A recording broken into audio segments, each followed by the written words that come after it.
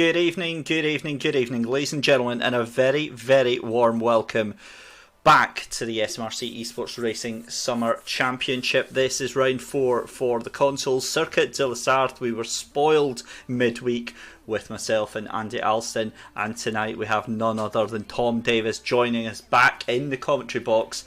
Tom, thank you so much for joining us again.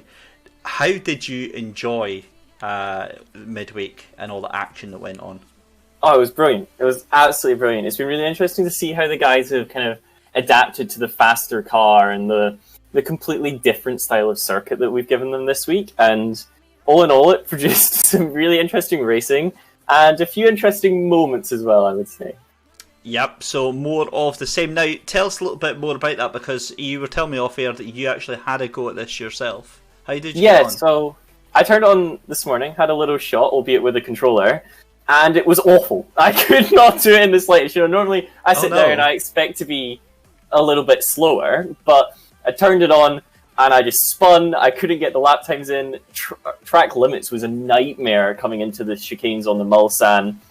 And in particular, however, I did find the loose setup a little bit nicer than the stable one. Now, obviously, normally we talk about the stable setup. It helps you find the lines and you can get the maximum out of the car.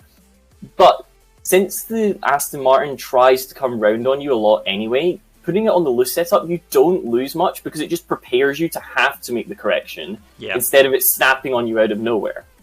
So, of course, the Aston Martin Vantage GTE is the car that we are in tonight, and this is who we have up for our first race tonight. It's going to be a 10-minute qualifying session, followed by a 20-minute race. 60x times progression, so they start at 9 o'clock at night and they will end up at around about 9 o'clock in the morning. So wonderful all through the night race we're going to have here at Circuit de la Sarthe. But here we go then, PlayStation Round 4 final. Alan Gordon, Andrew McIlvride, Finlay Brunton, Kieran Preedy, Oliver Stewart, Kenny Brewster. Now, Elliot Lethwaite has been invited, but he has both shown us offline and hasn't accepted his invite, so we might not have Elliot Lethwaite. That would be a real shame for him if he's not coming along tonight. Annie Butterworth has joined us along with Ryan Smith, Stephen Clark, Thomas Comer and Daryl Adams. So that is who we have got going on in the PlayStation 4 final. The server just starting up and qualifying about to begin very, very shortly. So, good evening to everyone on chat. Hope you've had a wonderful, wonderful weekend so far. It's fantastic to see so many faces and names back once again. Good evening to Stephen McNabb, to Mark Winus, to Edward Porter and to Keir Riley. And of course, one of the big talking points from midweek, Tom, was, I don't know if you saw this on the stream, was an interesting incident, shall we say, that happened during one of the Xbox heats, where one of our drivers was given a 15-second penalty for colliding with another driver on an overtake and causing that driver to lose some time. And I'm trying to think of the word. It went down like a bucket of cold sick, I think, is the phrase that I'm looking for. Yeah, I did see the incident. Obviously, incidents are naturally a little bit of a part of racing. Yeah. 15-second time penalty doesn't help, and in general, you're going to get given penalties when incidents occur. It's just a case of which way it ends up going and which one of you caused it. Everyone is involved in the situation at some point. You just have to avoid it next time round. Oh, Tom, I've just had a message from Edward Porter. Thanks, DC. It's dinner time. Sorry, mate. I completely forgot it's only 6 o'clock in the evening. That's my bad there. I'll maybe rephrase my terminology. But yeah, look, from us, I mean, Monaco was absolutely horrendous for the Xbox. There was incidents galore, left, right and centre.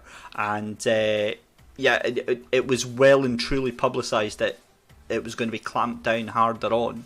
And yeah, I just hope that that's the end of it and we don't see any more issues or incidents later on with folk keeping the foot in.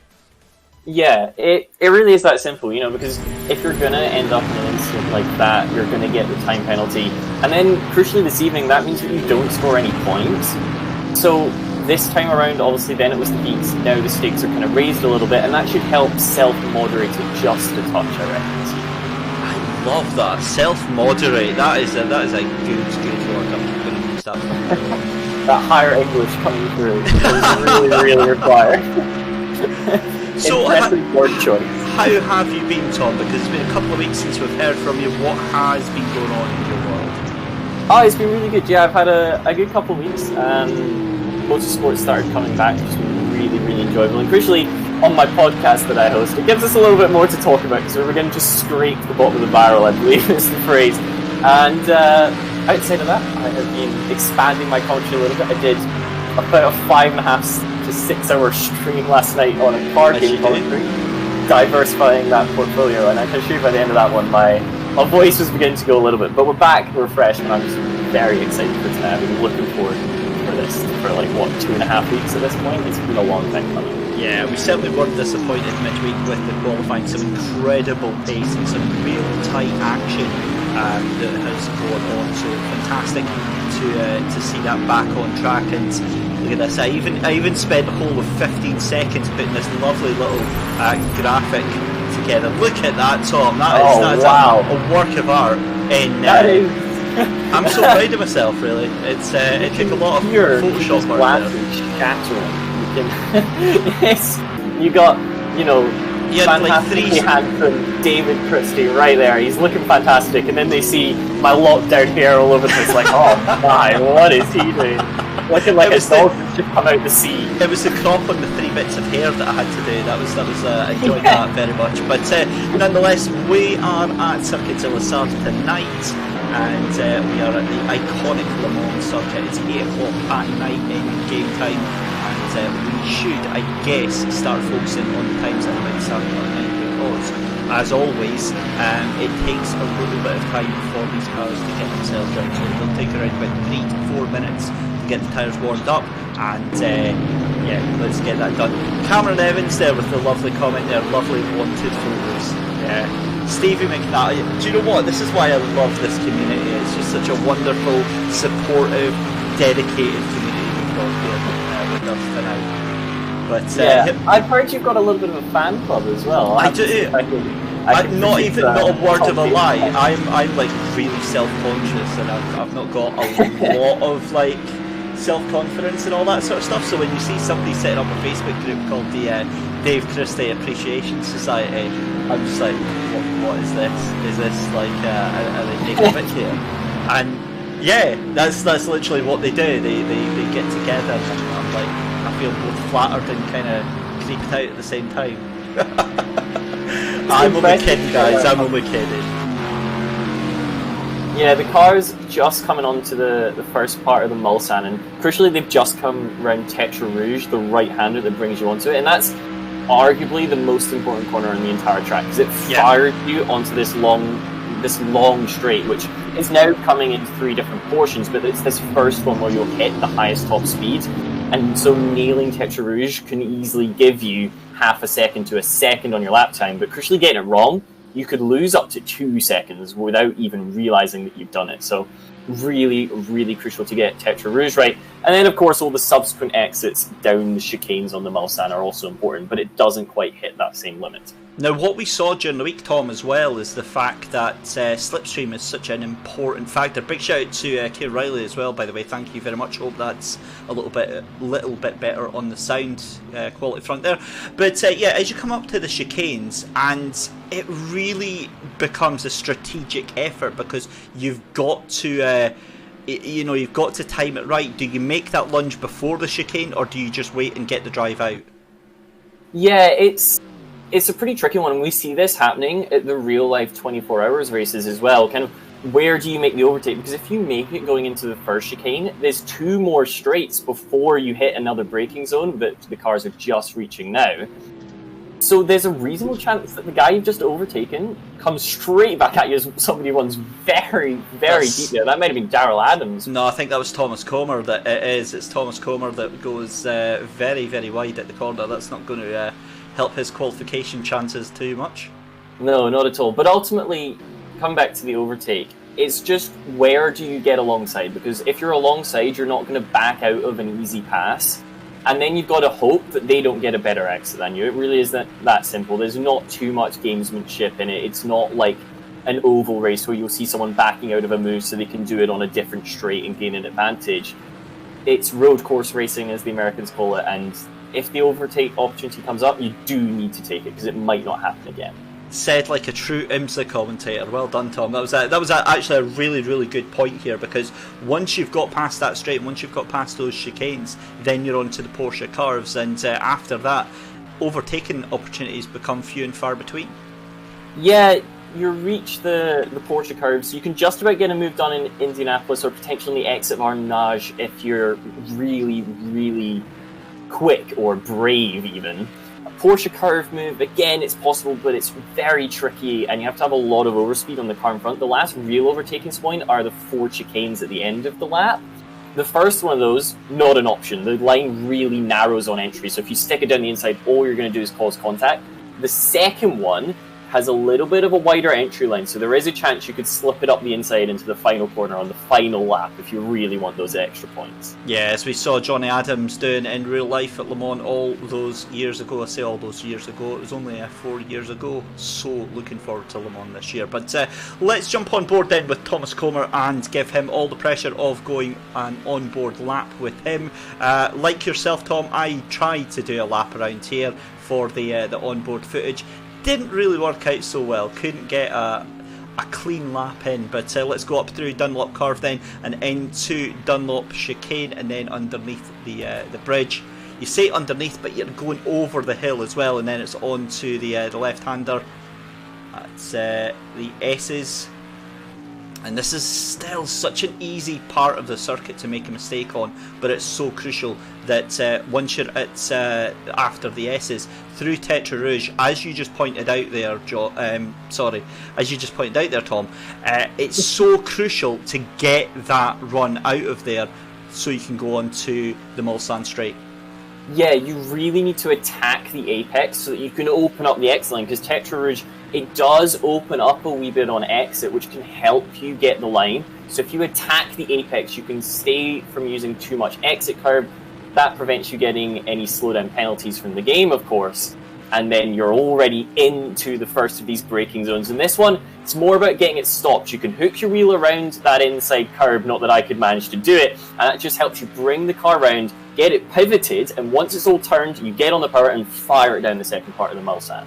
Yep, so we're booting it down Mulsanne straight here, part 2, as we come on the entry to the second chicane here. You've got to look for the 100 metre board on the left hand side. You'll see that in just a second. It's on the right hand side again, so you're on the brake spike here.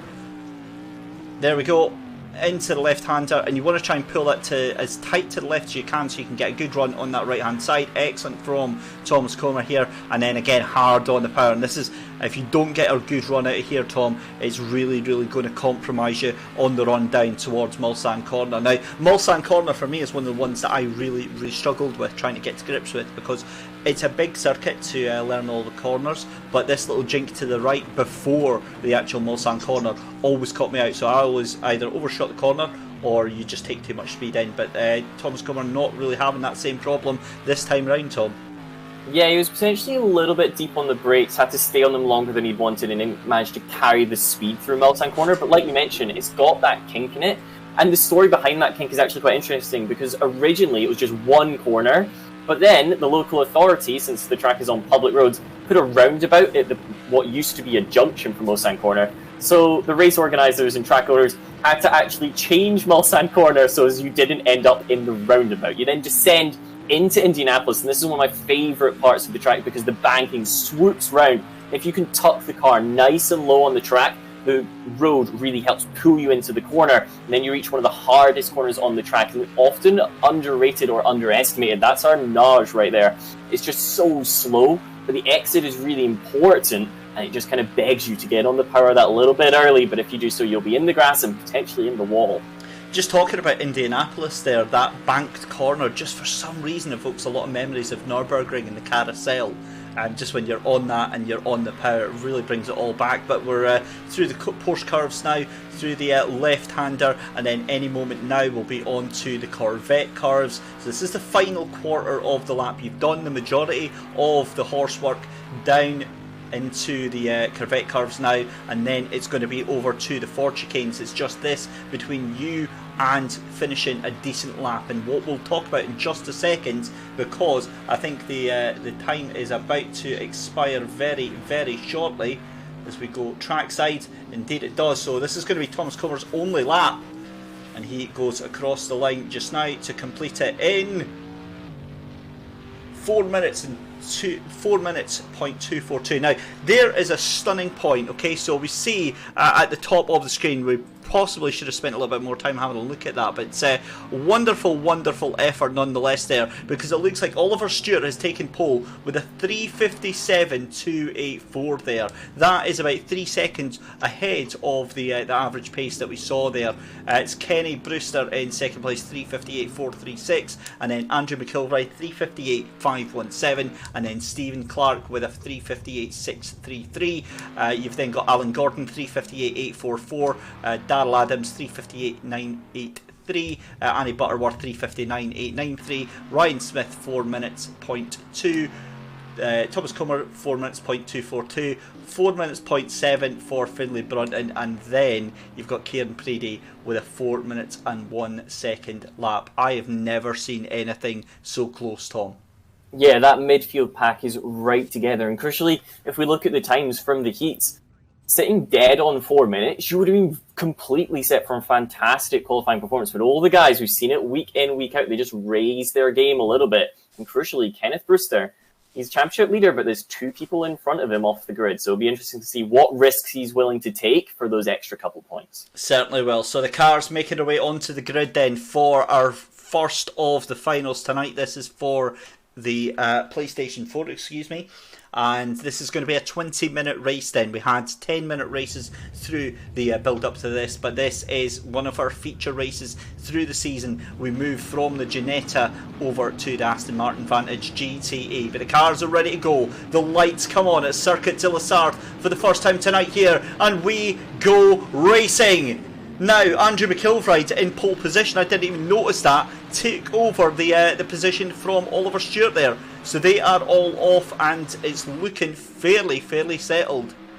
Yeah, it was a fantastic getaway from pole, and that's just what you want to do. You don't want somebody kind of poking up the inside into the Dunlop curve, just because it makes you nervous and someone's gone very deep in the background there, a little bit careful in the rejoin, just about managed to plant the brakes in time. That might have been Kieran Preedy, or in fact it was Darrell Adams that lost it there. But at the front of the grid, good start from Andrew McIlvray, and he's just trying to open up a gap, because like you mentioned, slipstream is so crucial, and if you can break about that 1-2 second window, then you can easily pull away. But if you're still in a pack, if the cars around you, they're not going to drop away anytime soon. What a wonderful sight this is then, because of course during the heats the time was set at static, so we're away to experience the night here at Circuit de la Sarthe. The sun is away to set, and we are away to go into the dark, and Oliver Stewart in the slipstream of Andrew McIlvray. They're coming up to the first chicane. What is going to happen here? I think they're just going to tuck in very nicely and be very well behaved, and the cars exit the chicane. Having a further look down there, Alan Gordon in 4th place, still ahead of Kenny Brewster. And look at that, that is fantastic to see everybody surviving the first lap so far here and behaving really well. Yeah, it was really disciplined going into the first corner and down the S's for the first time. Everyone just kind of held their ground. It's a much longer race this time, so you don't have that pressure on you to make the overtaking, get through the field. As just as I say that, somebody's sending it down the inside into the chicanes, a little bit of contact, but they just about get away with it. And then the 2 similar liveries, which isn't going to help our job out, they just about get away with it, and everybody's still on the track, but they were very close to being anywhere except that. Yeah, that was a bit touchy-feely. That was Annie Butterworth and Ryan Smith getting a little bit up close and personal with each other as they make their way down towards Mulsanne, and this is a wonderful sight. These cars making their way down. Awesome stuff, Tom. Yeah, Annie Butterworth was really close coming into Mulsanne corner. I believe they were 2 two abreast still as they approach the braking zone, which is very, very tricky to manage. But up at the front, a little bit of a battle going on still. You got Oliver Stewart trying to find a way past Kieran Preedy, so he might be looking at a move into Indianapolis. They'll just come around this little right-hander, and then it will all get very tricky very, very soon, because Indianapolis, again, it's one of those corners that draws you in. You think you can make the overtake, but it's surprisingly difficult to get it done. And in fact, Haggis117, he's just going to hold back, make sure that he doesn't take himself out of the race with about 17 minutes left to go, and play the long game a little bit more. Yeah, so we've got a leading group of three then. Andrew McIlvright from Oliver Stewart and Stephen Clark. And then from fourth place onwards, it is Kenny Brewster with... let's have a look here. So I just thought I saw something change there. But Kenny Brewster ahead of Annie Butterworth. And then behind her is Ryan Smith, Thomas Comer, Finlay Brunton way back there. We're not used to seeing that. Neither are we used to seeing that with Kieran Preedy and Daryl Adams at the back of the grid there, but now starting to space themselves out of these leading three. So yeah, everything is just starting to take a deep breath here and move itself apart a little bit. Yeah, the first time you come through this latter part of the lap behind another car is always a little bit scary, and in general you'll just touch the brakes a little bit earlier than you otherwise would, just so you can get a measure of where the car in front of you is going to be braking on the laps to come, and we'll see those gaps potentially come down if you're a little bit quicker. As there, Andrew McIlvright very, very deep into the second of 4 chicanes. That could leave him vulnerable on the run down to the Dunlop curve, but not quite a good enough run from Oliver Stewart. I'm not sure he's going to be able to challenge. He'll be very close to the rear end, but Andrew, all he needs to do is just cover the inside at the Dunlop chicane, and there shouldn't be a move available behind unless you were to try something a little bit heroic. But all that just closes up the pack a little bit more. It was beginning to become a little bit of a two-way fight, but that brings third position right back into the fight as they descend down the hill for the second time of asking. Yeah, but just remember, Oliver Stewart is going to try and get the run out of the S's to go into Tetra Rouge and get the run over the first part of the Mulsanne Straight. He was much closer than he was last time round, so he's definitely in the slipstream. He's going to have to watch Stephen Clark as well in third place, because Stephen is in his slipstream and is going to get the double boost. But that also means that Kenny Brewster is just lurking in the shadows there, just waiting to pounce. And here we go, moves to one side then to the other. This could be the move done before we even get to the chicane, and there you go, Oliver Stewart jumps into the lead. Can Stephen Clark take advantage of that extra pressure as well? Is going to try and fire it round the inside, but I think Andrew McIlvright just dabs on the brakes a little bit later, and that is a masterclass in attack and driving from Oliver Stewart. Gets the move done, and we have a new race leader. Yeah, it was wonderfully executed. It was as clean as you could possibly ask it to be. Just got the exit, stuck it in the slipstream, and then had the move done before you were anywhere near the brakes. The question now is, will he have to fend off another attack? Because Andrew McIlvright actually back into the lead of the race as they almost go three abreast into the second of the chicanes. Who's going to come out on top? It may well be Oliver Stewart. He had the inside on the braking zone, but he's going to be forced out wide as they come onto the straight. All of this will advantage Stephen Clark, because he wasn't involved in any of that fighting, any of that pushing and barging and bumping as they come down towards Mulsanne Corner. Like we mentioned, Stephen Clark got the better exit. He'll be put onto the outside of Andrew McIlvright, however, so he would have to be very, very brave if he wants this move still alongside, still neck and neck on the descent into Mulsanne Corner. Who's going to give way first? It is Stephen Clark. He just tucks in behind and says, I'll just try again another day. There's no need to do it yet. Plenty of time left on the board. Is very quickly becoming a 5-car battle for the lead. There's contact behind because Oliver Stewart gets a slow down penalty. That allows Kenny Brewster to move up into third place, and that also brings Annie Butterworth up into the mix as well. And those cars are just a second behind your race leaders, with an immense tow back to the leaders though, and Andrew McIlvright trying desperately to hold off Stephen Clark behind him. They are on the run down just now, and this is coming up to the final quarter of the circuit here in towards Indianapolis. Oh, and out goes wide goes Stephen Clark, and that compromises his corner completely, throws him back into the clutches of Kenny Brewster and Oliver Stewart, and all of the other cars are slowly catching onto this train as well. So Annie Butterworth well and truly on that pack. Yeah, Kenneth Brewster, he was a little bit unfortunate there. He got it wrong in the run into Indianapolis and ended up also going deep and cutting across the apex of the left-hander.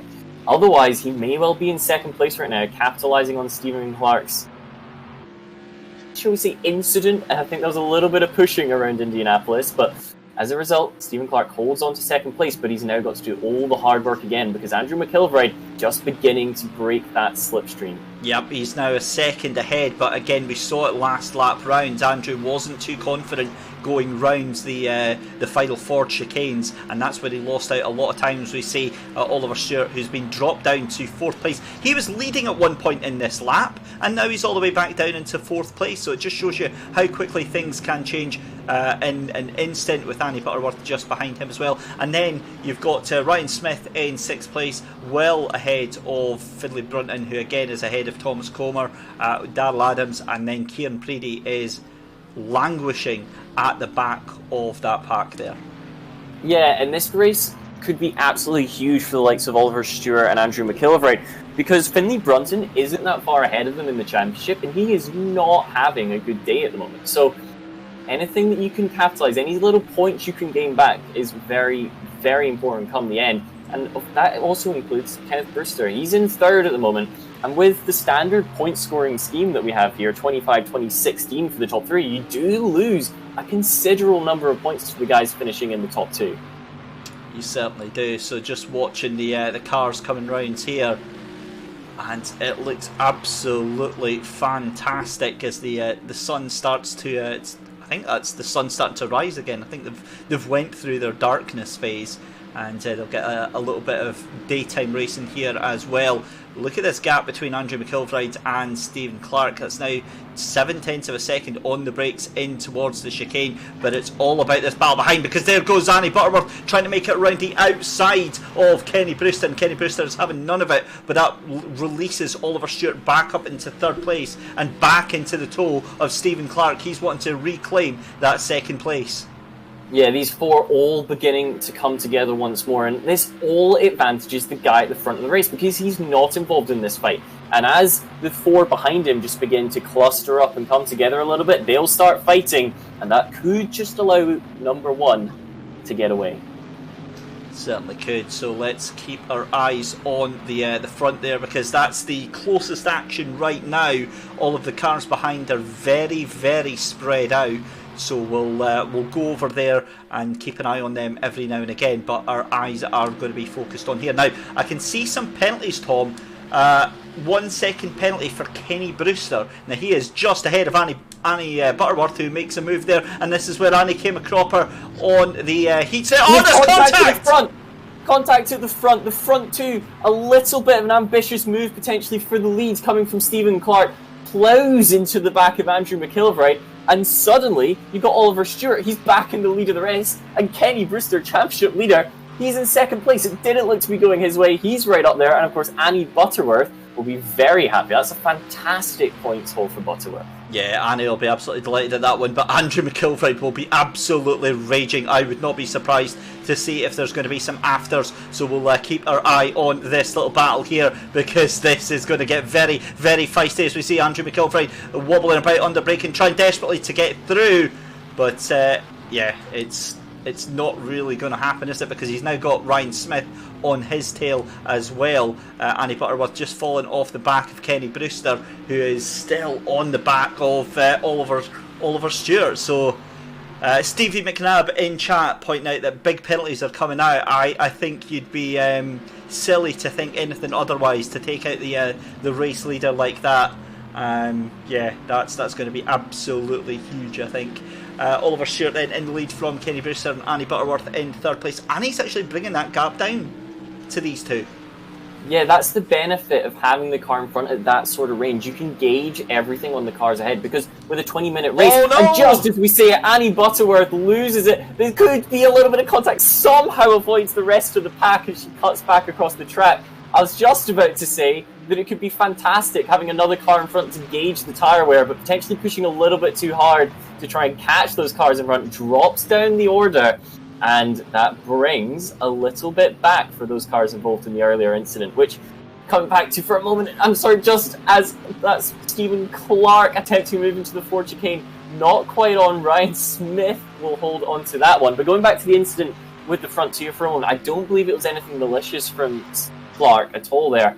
Instead, he'll simply have broke a little bit too late. And we were talking earlier about how you'd managed to do that quite often, how easy it is to do outbreaking yourself into Mulsanne corner. And I believe it would genuinely just be something as innocent as silly as that, really. Yeah, no, absolutely. I don't think there was any malice in that at all. But the problem is that when you're up at the front and an instant like that happens, you paint the target for yourself, because obviously it's a pivotal moment in the race, and it really didn't need to happen. However, what I would say is the fact that I do think that Stephen Clark did let Andrew McIlvright back through just on the entrance to the Ford chicanes there. So that's what it looked like for me. I'm not sure if that's actually what happened. But back with your release leaders, Kenny Brewster in the tow of Oliver Stewart. We have got just 6.5 minutes left to go here at Circuit de la Sarthe.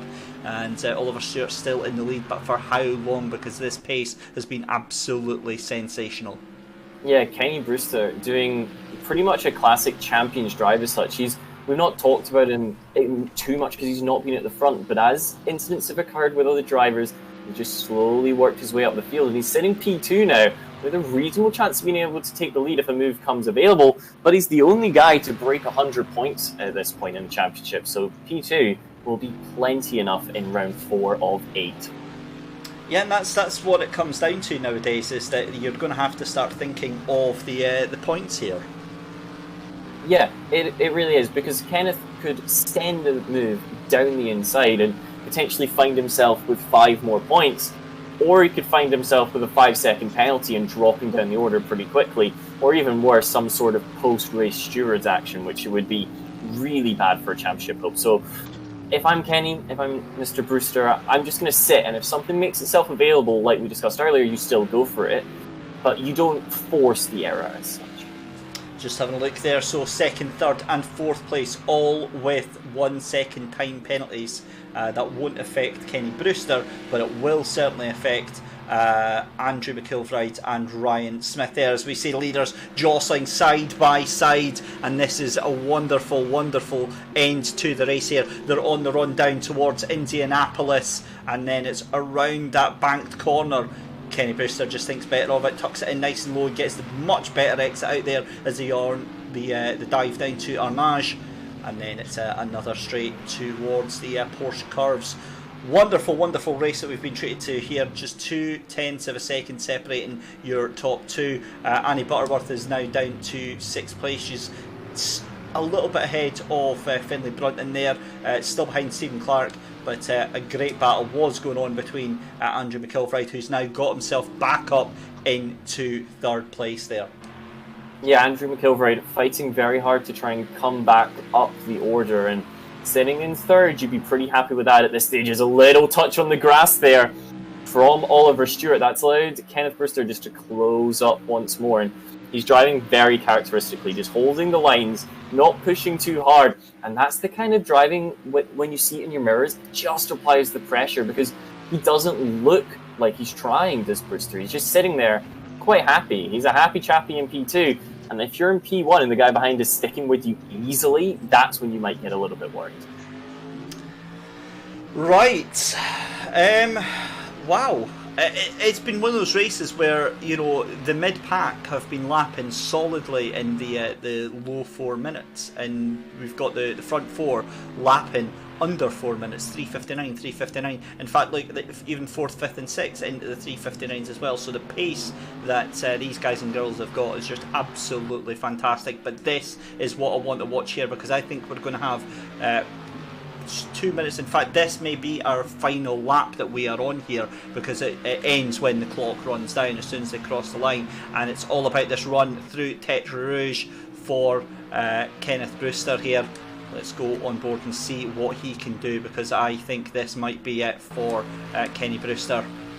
Yeah, the exit was pretty even between the two of them, but then you can see Brewster just sticking in the slipstream. No matter which way Stewart is going up ahead, Brewster stays in that slipstream. He's weaving around with that red and black Mercedes, even to the inside. That'll compromise both of their braking zones, but Brewster is still coming. Will he take a little look to the inside? No, he doesn't. He gets on the brakes a little bit earlier, but potentially a little bit less powerful, because you see he closes up once more in the second half of the braking zone. using as much of the track as they possibly can. And we'll have round number 2 now down the second part of the Mulsanne. Brewster just a little bit closer on exit, tucked into the slipstream underneath that huge rear wing on these GTE cars. This time, the inside makes itself available. Will Brewster have it on the brakes? Because they are wing mirror to wing mirror here. Descent into the chicane. Brewster's ahead. Brakes a little bit earlier than Stewart, but that's job done so far. Now he needs to nail the exit from the chicane. Yeah, and this is potentially what Oliver Stewart was wanting, because maybe Oliver Stewart wanted to get the toe on this part of the circuit, and it looks like Oliver Stewart's got a much better run there, because look at that, he's already into the toe. Yeah, Oliver Stewart currently sitting 6th place in the standings, so he's certainly no slouch, and he has so much less to lose than Brewster. So if he puts it on the outside and says, if we make contact, we're both out the race in a racing incident, then Brewster will certainly have to back out for the sake of the championship, and he could utilise that in a hard but fair manner. Right, everyone's got penalties now. Now, here's a very interesting factor here. Kenny Brewster has got a 1 second time penalty, so Oliver Stewart doesn't need to push all that much, because as it stands, Oliver Stewart would win the race. Yeah, but crucially, the question is, does Oliver Stewart know about that penalty? Has he been paying attention? Well, whether he's paying attention is another matter, but they do get briefed, so it does appear on the on-screen display in the game that all of the time penalties for all of the other cars. So yeah, but this is where it comes into it. Look, that gap is now 0.8 of a second, so he needs to keep it under a second to make sure he gets that win. Yeah, and Kenny Brewster, he will know this too, and he's looked very strong in this last part of the lap. It suits his driving style of just sticking it smooth, not out braking yourself, and he can carry so much speed through the Porsche curves and then the Corvette curves as well, that there is a chance he could yet pinch this one on the line. Round the first of the right-handers, now into the double left, staying far away from those curbs on the inside. You don't want to unsettle the car, and that gap just extending a little bit more by a little bit more. You come through what used to be known as the karting S's from where the karting track is, and then you're onto this straightaway. It's completely flat out into the 4 chicanes from here. Path of minimum resistance is crucial, and it's all going to come down to the braking zone. Now, who's going to brake later? Who is braver? 4 chicane, number 1. You go left, then you go right. Tom, this is going to be down to the wire. Thing once more.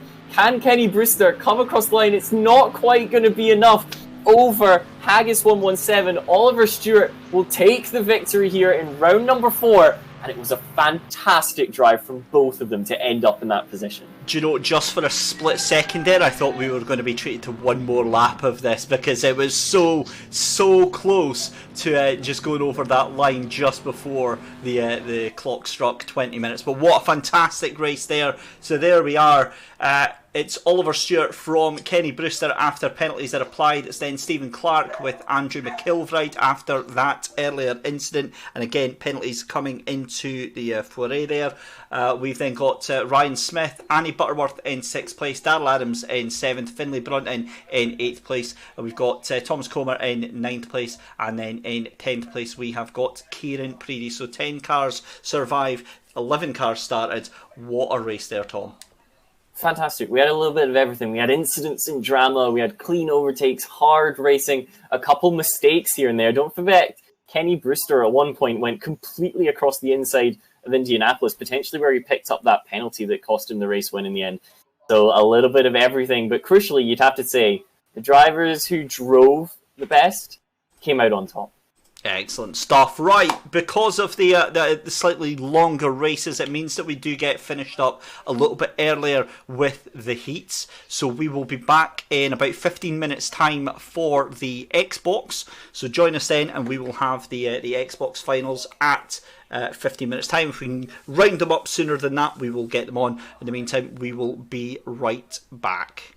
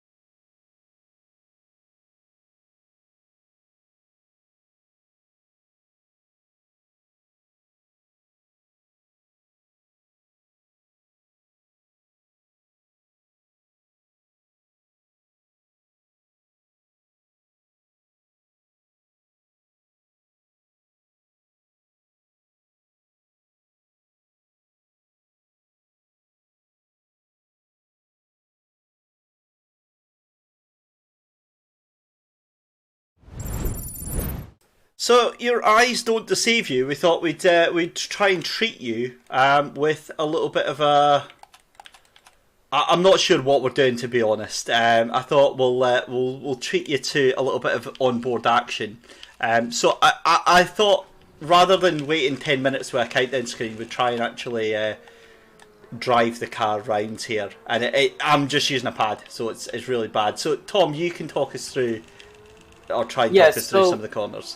The pit lane exit that you improvised a little bit there brings you out into the Dunlop chicane, and then you descend down this part of the track. Now, this part of the track didn't exist for a long time, and it was actually implemented originally as a straight, so as the cars didn't go into the town anymore, because in 1932, they were worried that if a car crashed due to the increased speeds, it would end up in somebody's living room, and that, even for the 1930s, was a little bit dodgy on safety. So they put in this section, and then later added the S down the hill that then brings you out into this corner, Tetra Rouge. Now, as we were talking about earlier, the exit is crucial, and until relatively recently, about 2007, I believe, that was still part of the public road, but then the public road got diverted so as they could put all of the full curbs on it and make it a permanent bit of racetrack. You then come down the Mulsanne, which we were just discussing off air, has another name that I'm not going to try and pronounce on air, because it sounds like a Star Wars alien. But you then come down this part of the track, and again, as you can see by all the road markings and people's houses on the left, this is actually just another part of genuine public road. You come into the first chicane at corners 10, 11, or in David's case, 10 and 12, and then you go straight into the second part of the Mulsanne. This goes pretty much in exactly a south direction, and this is still part of the original layout. The first track was pretty much a triangle that went into the town from the pit straight, came down here, turned at Mulsanne corner, which we'll talk about in a second, and then we get to our Narge, which happens to be parallel to the pit straight, and that's why it is, because it used to just be one complete layout. Now, these chicanes were, of course, added a little bit later, that in 1990, and that was to meet FIA directives on maximum straight length. Again, just put in for safety. The record speed set at Le Mans is, in fact, 407 kilometers an hour, which is about 252 miles per hour. I'm that was set in close to that right now. I've got to be honest, which I'm pretty close, yeah. Oh, yeah. 163. We're unlikely to actually see anything near that today, partially because obviously car design was different. There was a lot more power and a lot less downforce. And also, there was no chicanes, so you had longer to get up to that speed. You then get Mulsanne, like we talked about earlier, where previously it was just one corner that came in, constant radius. Now we've got two corners because they installed a roundabout, and we don't want to be sending prototype Le Mans cars around a roundabout. You might just about get away with it in a GTE car, but I doubt you could in one of those LMP1 cars with them being so low to the ground. This then brings you down through what is technically turns 18 and 19, and then 20 is the entry into Indianapolis. The banked corners on this track are a big helper. It tends to be banked with you instead of against you. Let's just pretend that didn't happen. Right into the entrance of Indianapolis. And then Indianapolis is a 90-degree left-hander as we turn. Oh, I thought it was right. Oh, you told me it was right. The entry, I'm sorry, the co-driver's been letting you down a little bit. This corner we mentioned earlier, this is our Narge, and it is part of the original track, of course, since then. Once again, it's one of those corners that is now a little bit more permanent. The public's roads no longer hit it, but it was on the original track. And this direction along this public road was also part of that original triangle that existed. You then come down into what is widely perceived as the trickiest bit in the night time, because it's just scary, you know.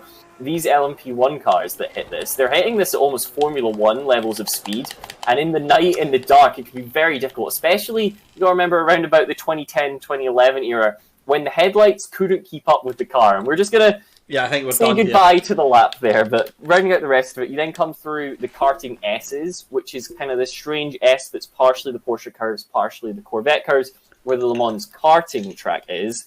Corvette curves round out the lap, and then you reach the Ford chicanes. Those were implemented again at a much, much later date.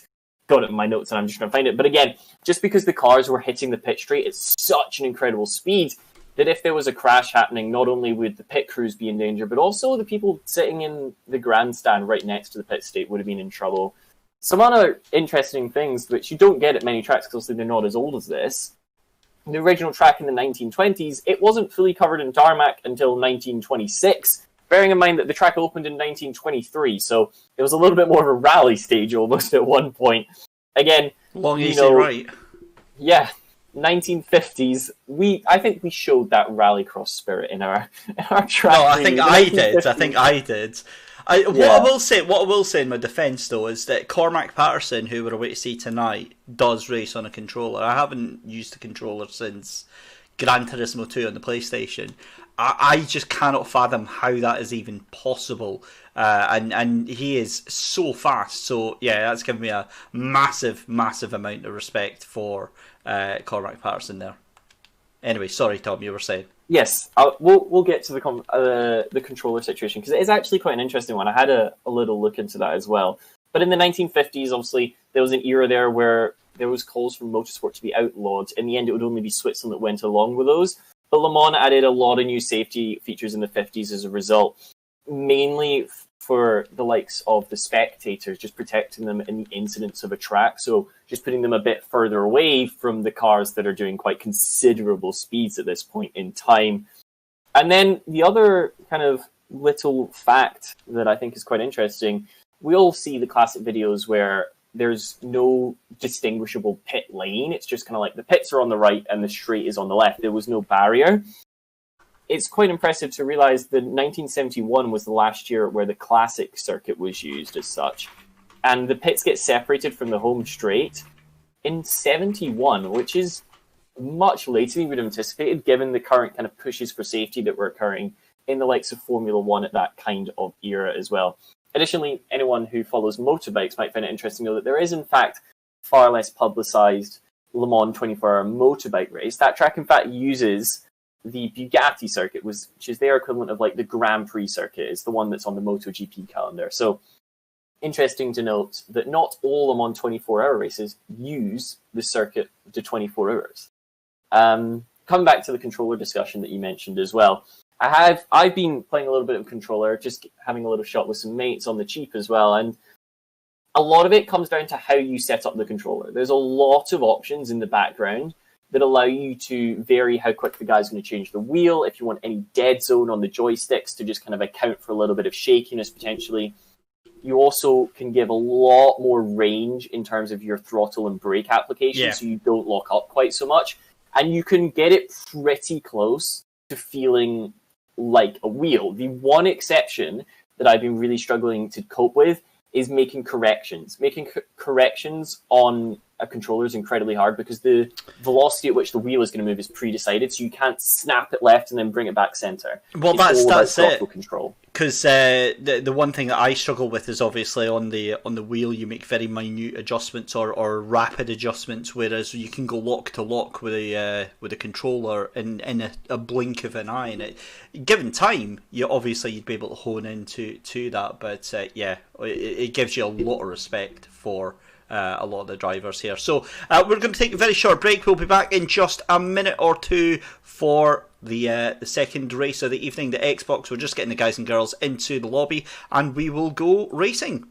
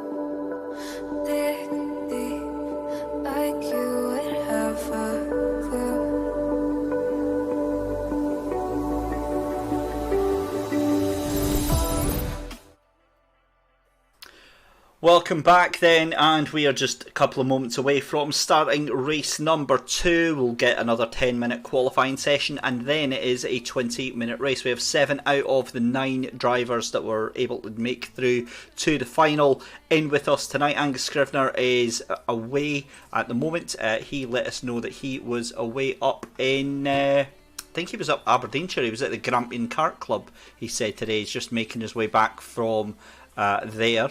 And let's have a quick look. He did let us know. Coming back from a kart race at Grampian Kart Club. That is what you call an effort. Hope you did very well up there, Angus. And another person not joining us tonight is James Black. Can't make it to the race. So, Le Mans race number 2, Xbox. There is a lot of expectation, shall I say, Tom, on this one? Yeah, I am excited. I think there'll be plenty of action in the race. Again, I think the reduced grid size will help with the kind of the aura that the Xbox races have created around them. They tend to provide lots of entertainment, if we're speaking politically. To put it simply, there's been a lot of incidents in the past. It kind of all kicked off at Monaco, as you would anticipate, but then it hasn't died down as much as we would have expected in the subsequent rounds. However, points on the line, crucially big points for simply finishing the race in a reasonable position with only 7 of the 9 runners here. Yeah. And it just becomes a lot less, I've got to fight to get up the front because I need some extra points to, well, even if I come last, I'm scoring 9 points here, which is a reasonable haul to take into the championship coming into the halfway point. So just watching the cars going round just now. And here we are, back onto circuit. And unfortunately, as is seemingly the case with Microsoft, it's descending to be a little bit jittery tonight. So we'll just have to keep an eye on that.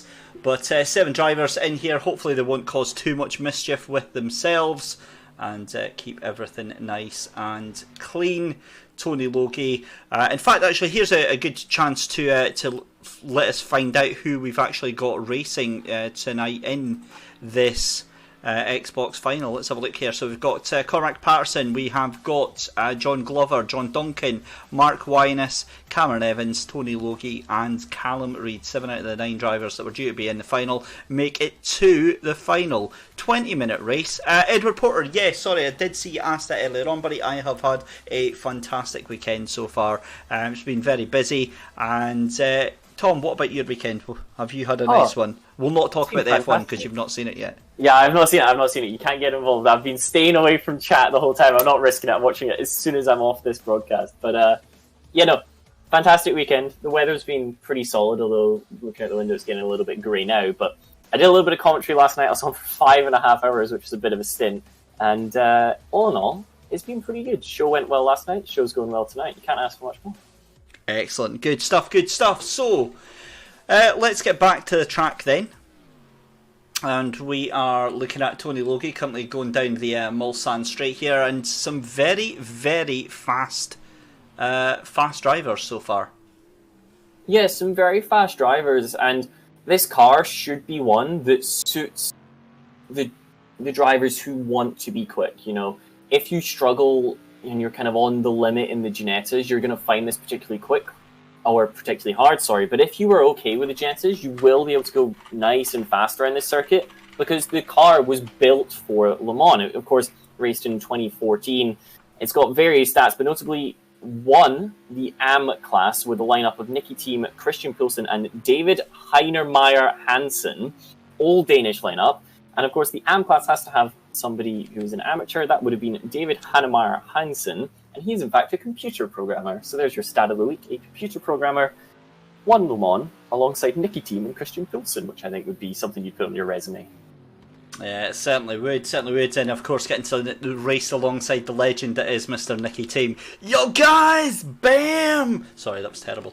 A big fan of Nicky Team, and I think he's just such a wonderful character in endurance racing. It's so great to see him being a big ambassador of sim racing as well, and just being a blooming awesome racing driver as well, along with the likes of David Perel, in the Settle Corsa competition. So yeah, thanks guys, thanks as always, loving the support that you give us here. But are they slagging us up again? I will apologise in advance for the quality of the Xbox stream tonight. It's hit and miss whether or not we get a clean, smooth server, or if it decides to jitter about all over the place. It's we've tried reducing the players, and yeah, we'll get through it together. Tony Logie though in the lead there, and in fact, what I'll do is I'm going to have a quick word with the drivers, Tom, and make sure everything is okay with them. Sounds good. So Tony Logie descends into the Dunlop chicane for the first time, and this is a really important part of the lap because crucially you just don't want to mess it up. There's time to find any lost kind of seconds or tenths of seconds that you kind of get by being safe early on, but if you absolutely nail it,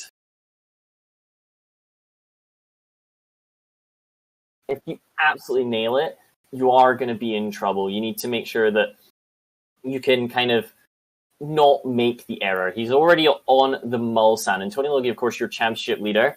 These cars are perfectly set up for a course like Le Mans. They get from 0 to 100 miles an hour in 3.15 seconds. You got a top speed of 187 miles an hour. That's 301 kilometers per hour if you happen to study physics, because not many other people understand that. And they only weigh about 1.2 metric tons, or 2,700 pounds in old money. So they're really well set up for getting off the corner, accelerating that minimal mass, if we're being honest, and then stopping it in time for the chicane. So again, that's another reason why the slipstream can be so useful, because it's all about acceleration in the Aston Martins. Compared to the rest of the GTE class cars, even on the Project Cars 2 game, they don't have that high of a top speed, which is why the slipstream can be so crucial to help you just find those extra couple of miles an hour to make up for that. Inclining skate, that is in fact Mark Winus, and he's setting himself up for the left-handed chicane. They pull across to the right.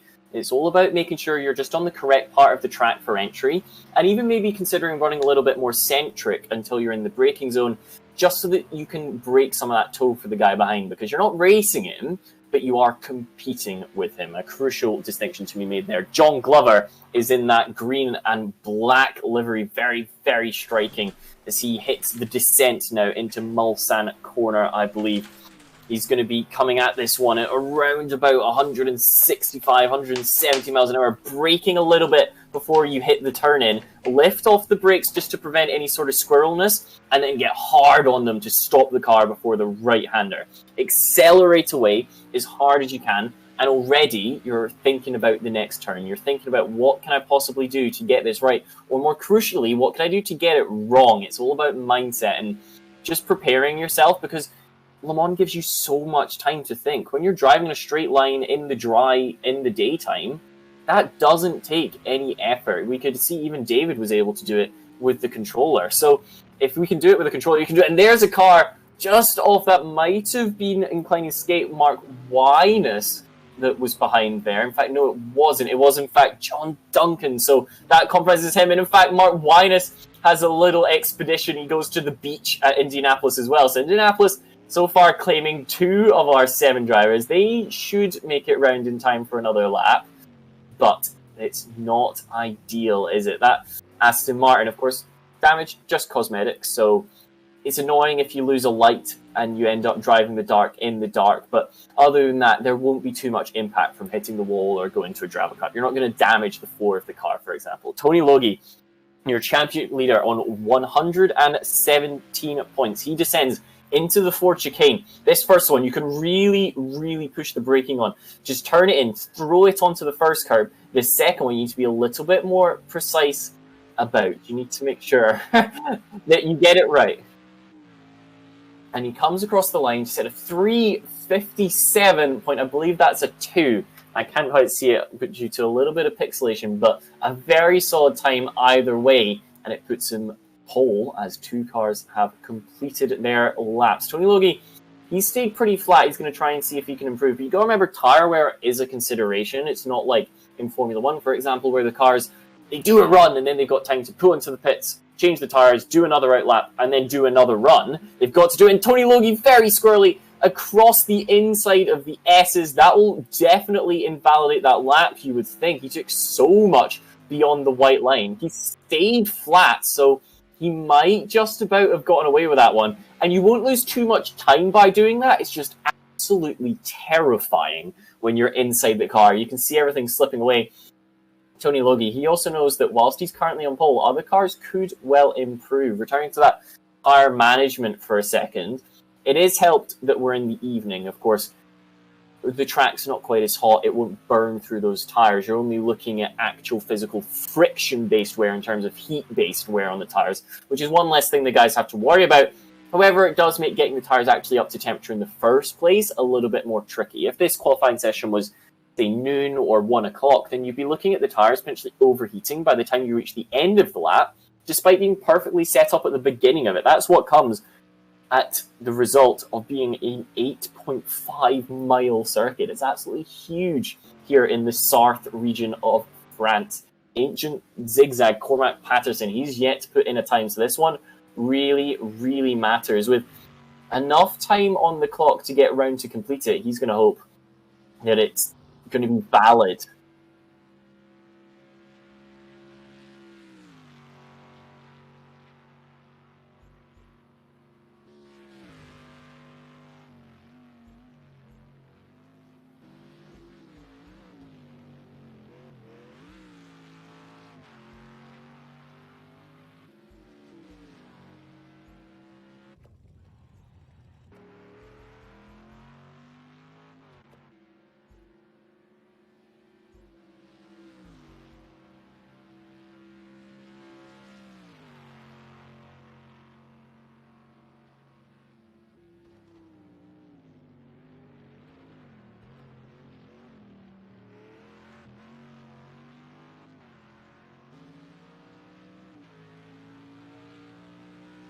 Yeah, I think some of that is as a result of the incidents we saw. We know that 2 of the cars ended up in the gravel at Indianapolis, so the spread should come down as people complete their laps.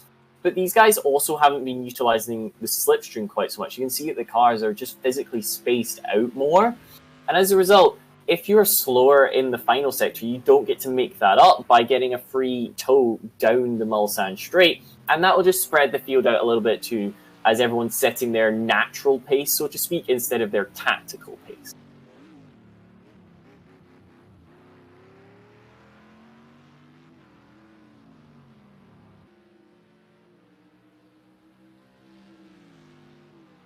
That was Arnage, I'm relatively certain for that one. He then descends, and it's a left-hander that comes next. And that's just the entry into the Porsche curves, I believe. I hope I've got that right, and I've not just completely contradicted you. It is.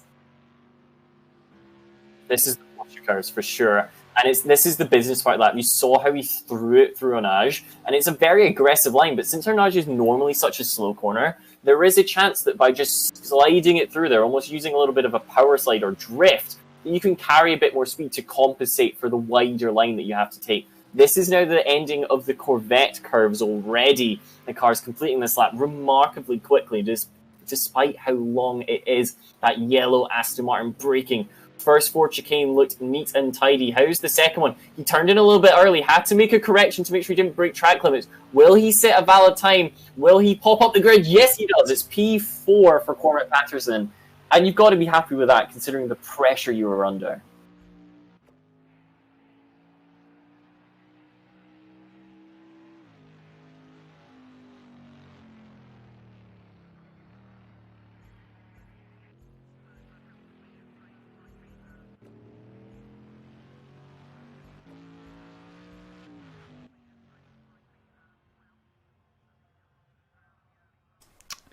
So across the line then, there we go. Qualifying is done and dusted. 7 cars are done. Tony Logie in pole position from Cameron Evans, and then in third place is of course Westy V8, that's Callum Reid. Fourth place is going to be Cormac Patterson. It's John Glover in 5th place, John Duncan in 6th, and then in 7th place it is Mark Winus. And we'll just pretend that I haven't had myself muted for the past 10 minutes, Tom.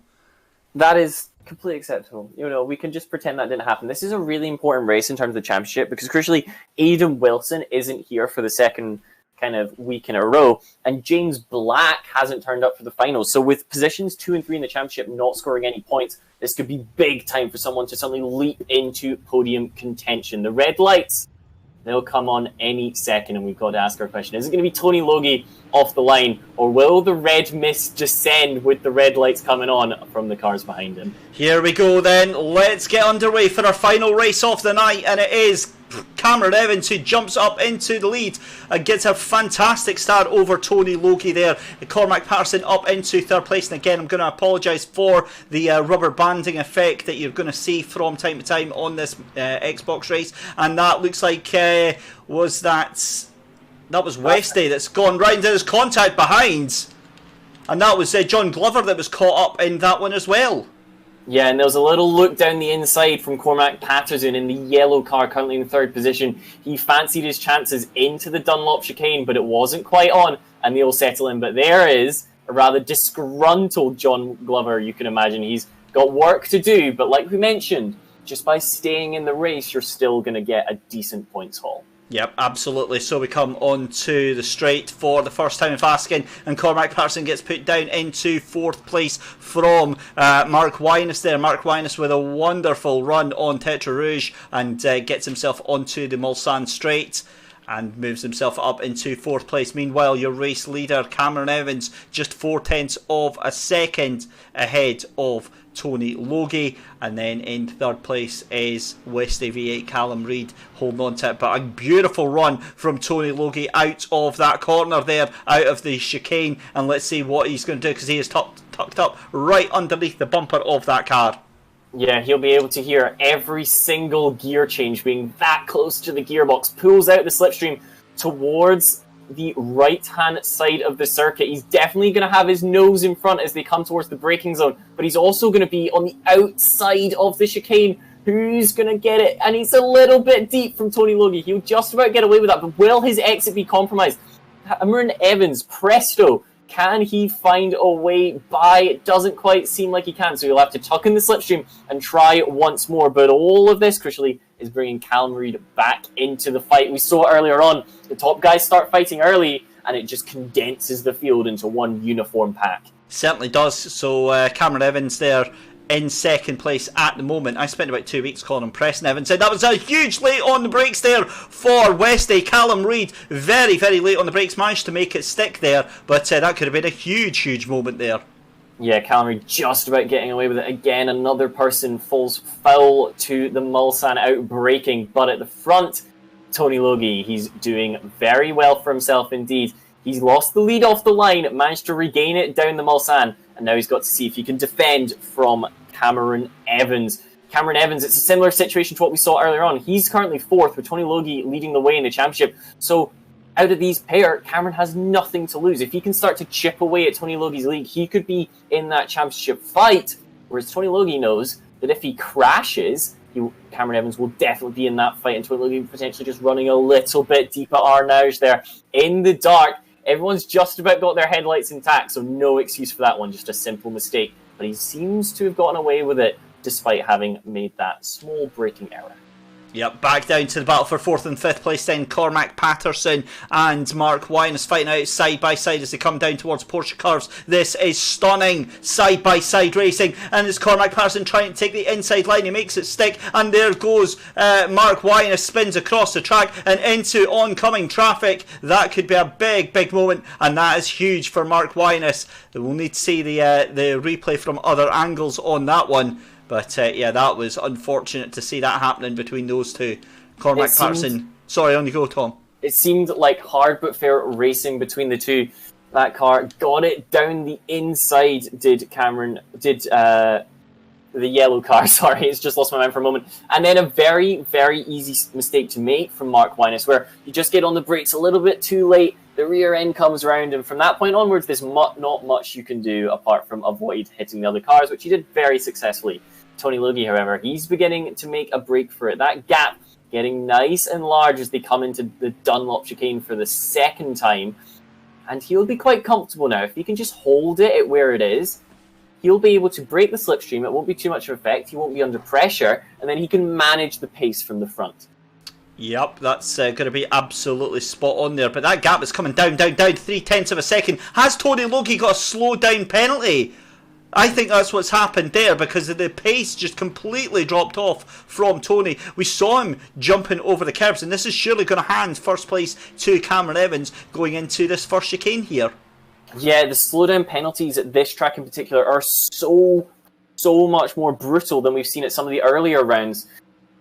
Purely because there's longer between the actual braking zones. So often you can time your slowdown penalty such that you can serve it in a braking zone for a corner when you would normally be slowing down. As there goes Cameron Evans, taking advantage of it. He's on the outside, just about swoops in, takes a small amount of apex, and that's enough to get in front. But Tony Logie will fight back. As we were saying, you can't do that on Le Mans because there's so much longer between each of the braking zones. So you have to slow down on the straight, and when you do that, you're going to lose, half a second, 3/4 of a second with ease. But now Tony Logie trying to make up for lost time. He's already got one wheel alongside, now two, and they will be able to stare into each other's eyes if this was real life, and potentially if it's VR as well. Descend into the left-hander. Tony Logie this time hangs it out to dry, gains the inside for the second part of the chicane, and he says, whatever you can do, I can do better. You'll have to do better than that, son. What a cracking battle we've got going on, and this is only 5 minutes into the race between Tony Logie and Cameron Evans. We will, of course, have a look further back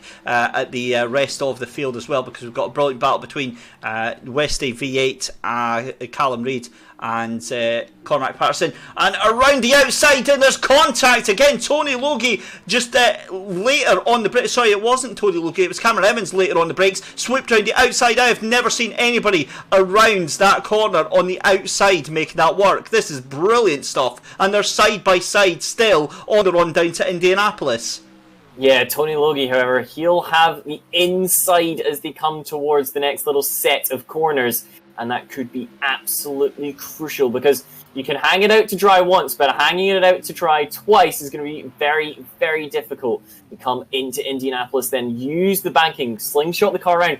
Tony Logie takes a little bit of a wider line, and that just allows him to cover the inside of Arnage, because you're certainly not getting around the outside there. So now all about the exit, the run up to the Porsche cars, because if you can position your car on the inside for these, there's nothing your opponent can do, as we saw earlier on with Mark Wyness spinning around. But Tony Logie, he's got a good enough exit, and he's not going to be under threat until the Dunlop chicane on the next lap, you'd anticipate.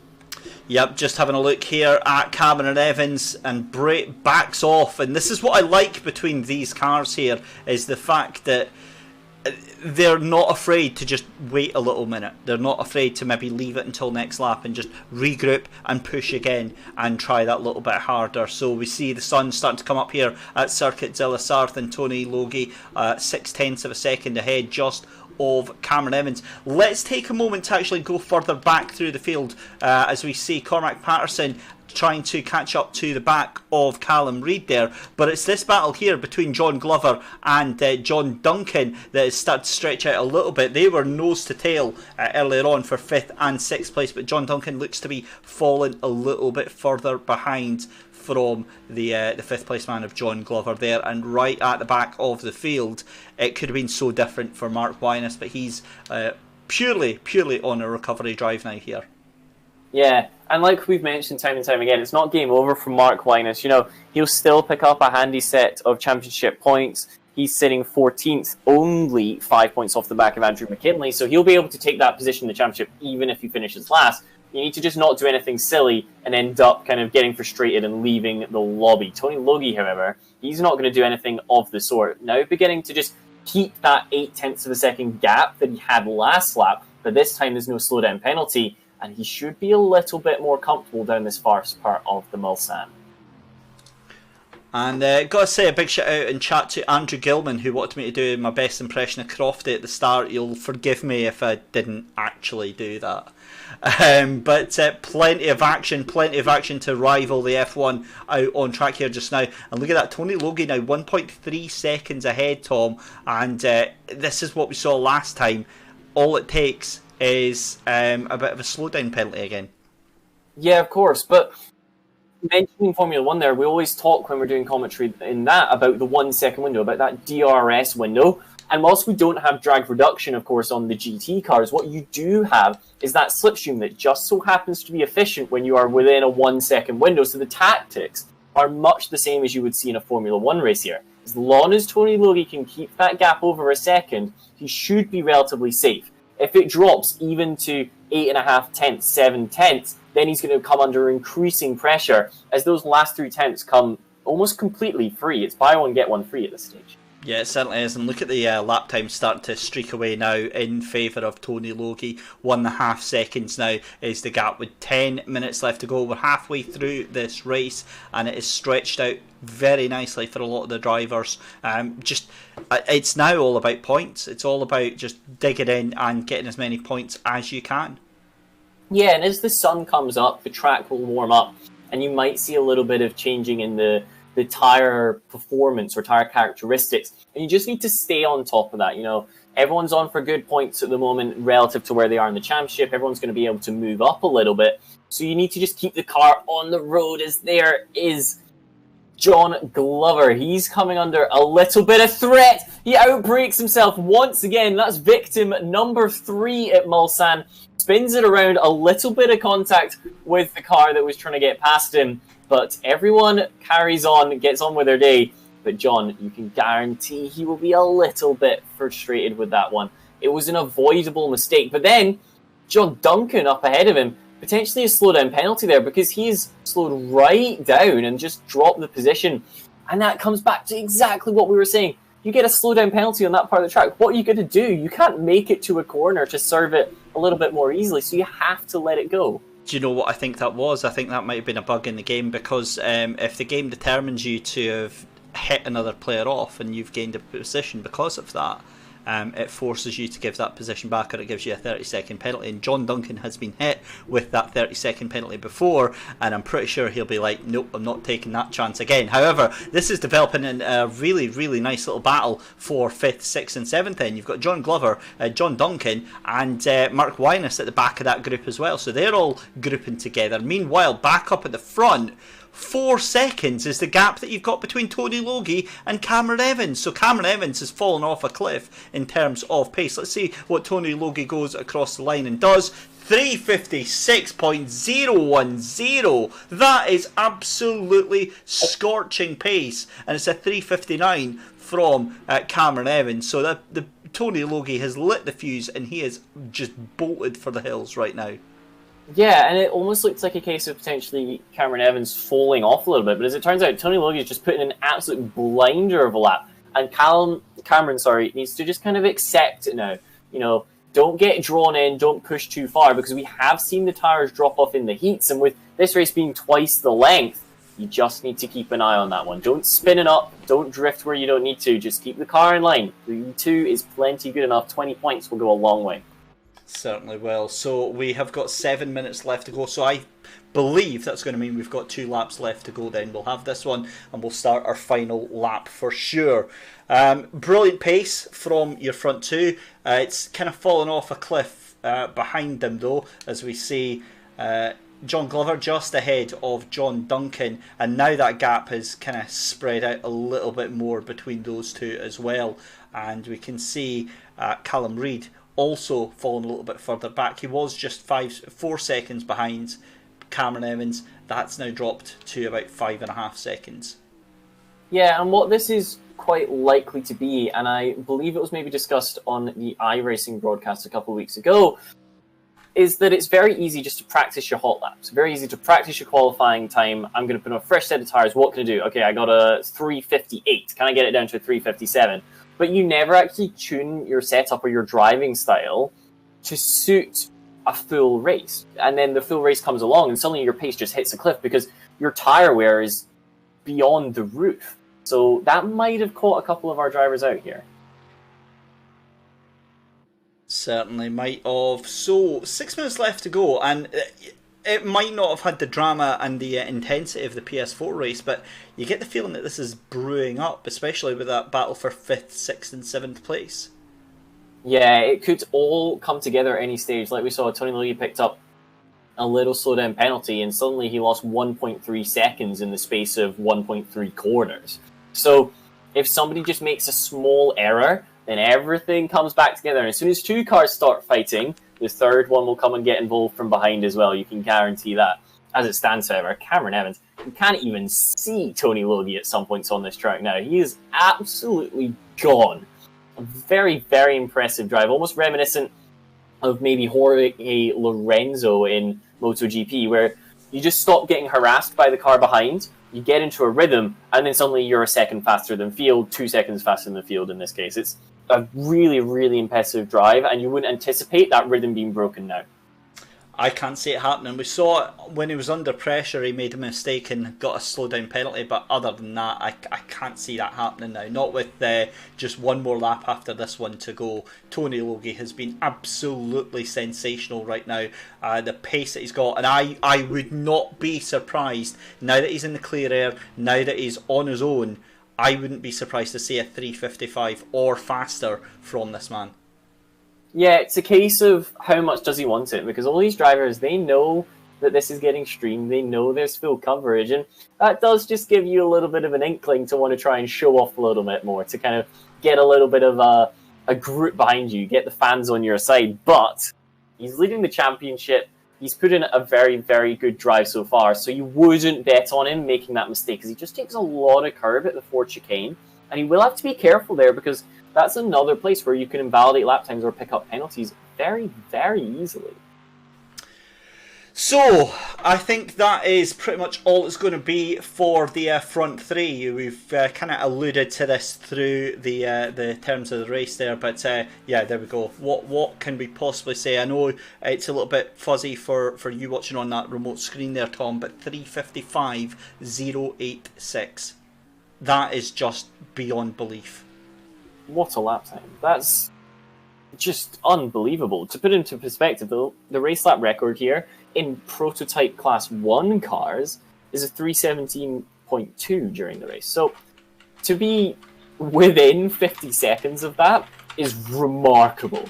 That is absolutely ridiculous. And just to clarify, that lap record was set in 2019. These are cars from 2014. So huge credit to Tony Logie. He's put in an absolute blinder on that past lap. Yeah, that is just sensational, and we're not over yet. This is going to be the final lap we are on just now, and I say that potentially because obviously depends on how fast he goes on this lap. If he absolutely lights it up like a rocket ship, then it could go even further. Now, I'm going to have to distract myself because have a look at this. John Duncan now is just 0.4 of a second ahead of Mark Wyness down in 6th and 7th place.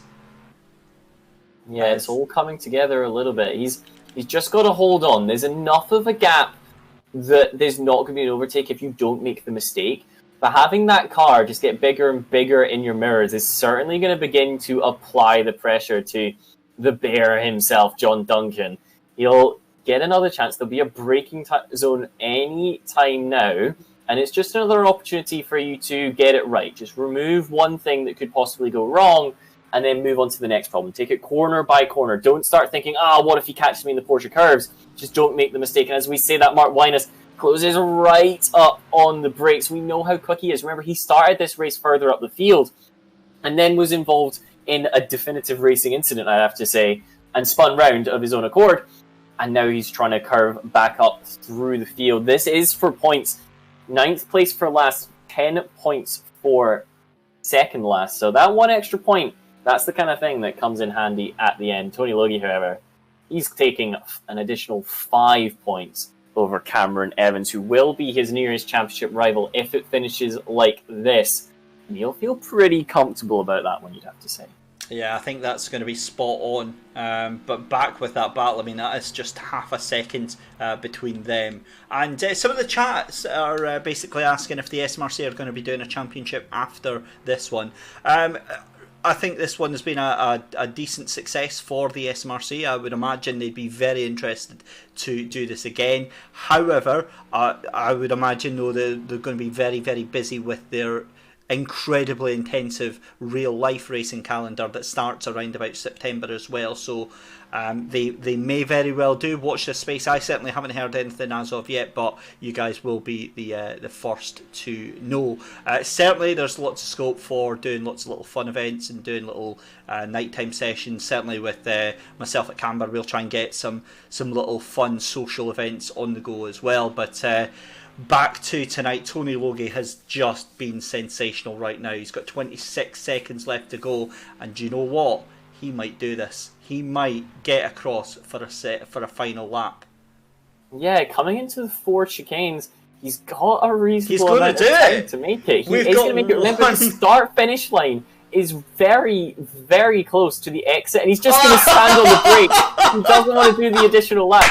Is he going to have to do it? Is the other car going to catch him, or can he finish the race? No way! He's standing on the brakes at the line, and he's finished That is the race. beautiful. Hats off to Tony Logie for that.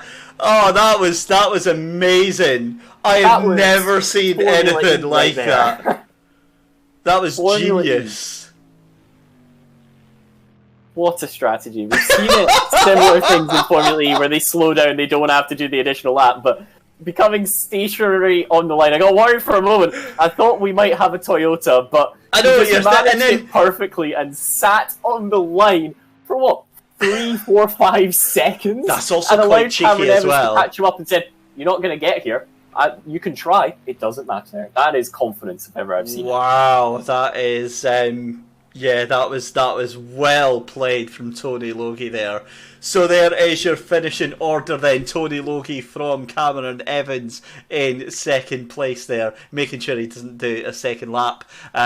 It's Westy V8 Callum Reid in third place, and then Cormac Patterson in fourth, with John Glover in fifth, John Duncan in sixth place, and then Mark Winus rounding out the field on that recovery drive. 2-second penalty for Mark Winus and a 3-second penalty for Cormac Patterson. Well, there we go then. That was quite awesome. I've got to take my hat off to Tony Logie, and yeah, what do you say to that? It was amazing. You know, credit where credit is due. That was exceptionally calculated. He saw the time left on the clock. He saw the gap to the car behind and said, "Well, there's less on the clock. I could just stop, right? I could just wait. I can have a sandwich and still win this race." I think a little bit of credit, however, should go to Callum Reid in third position. There was incidents all around him, and yet he was the guy who came out on top. So a very, very strong drive for third place. Now, Cormac Patterson has already thrown out the accusations of Tony Logie cheating. That's far too quick. I agree, Cormac. I think that 3:55 is just stupidly quick. However, shout out to Cameron Evans, 3:56.569. So that is a decent effort in there as well. So, right, that was awesome. I'm not going to lie, we didn't have anywhere near the drama or the incidents that I thought we might have, but it's fantastic to have got Le Mans out of the way and the sun starts to set again. So that is us, ladies and gentlemen. Thank you very much for joining us tonight. I've been David Christie. Tom, how was your night tonight? It was wonderful. Fantastic drives all around. A little bit of everything, but ultimately a lot of good, hard and fair racing, which is exactly what we want to see, and I can't wait for next time. So, there we go. That is it, done and dusted. Thank you very much for watching tonight, guys and girls. We will have a little bit of a break because I think it's about 2 weeks that we're having. I will just go and bring that up for you just now. Certainly, we've got that with the iRacing anyway, and we will be back on the 22nd of July. So it's a 2-week break, and we will be back on a week on Wednesday, on the 22nd, and we go to Nürburgring GP, back with the Ginetta G40 GT5s. Tom, you'll be joining us for that one. What's your thoughts on Nürburgring? I love it. It's my favourite track. The GP track in particular is my favourite one of these Grand Prix tracks that has this classic feel. It's fantastic. It's got overtaking opportunities, but you have to be good to make it work, and it's got everything that this series needs to create a good weekend.